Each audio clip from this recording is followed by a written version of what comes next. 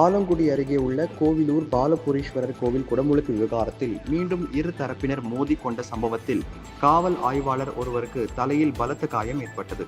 புதுக்கோட்டை மாவட்டம் ஆலங்குடியை அடுத்த கோவிலூர் கிராமத்தில் 100 ஆண்டுகள் பழமை வாய்ந்த அருள்மிகு லோகநாயகி அம்மன் உடனுரை பாலபுரீஸ்வரர் திருக்கோவிலில் நடைபெற்று வந்த திருப்பணிகள் தொடர்பாக 2 சமூகங்களுக்கு இடையே மோதல் போக்கு நீடித்து வந்தது. இந்நிலையில் கடந்த ஜனவரி மாதம் ஆலங்குடி வட்டாட்சியர் அலுவலகத்தில் புதுக்கோட்டை கோட்டாட்சியர் ஐஸ்வர்யா தலைமையில் நடைபெற்ற சமாதான பேச்சுவார்த்தை நிறைவடைந்தது.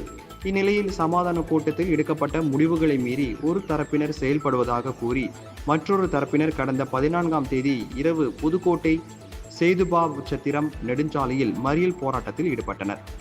அரசு அதிகாரிகள் நடத்திய 14 மணி நேர பேச்சுவார்த்தைக்கு பின் குடமுழுக்கு விழா நடத்த அரசு அதிகாரிகளுக்கு ஒத்துழைப்பு வழங்க இரு தரப்பினரும் ஒப்புதல் அளித்ததை தொடர்ந்து நேற்று காலை குடமுழுக்கு விழா நடைபெற்றது.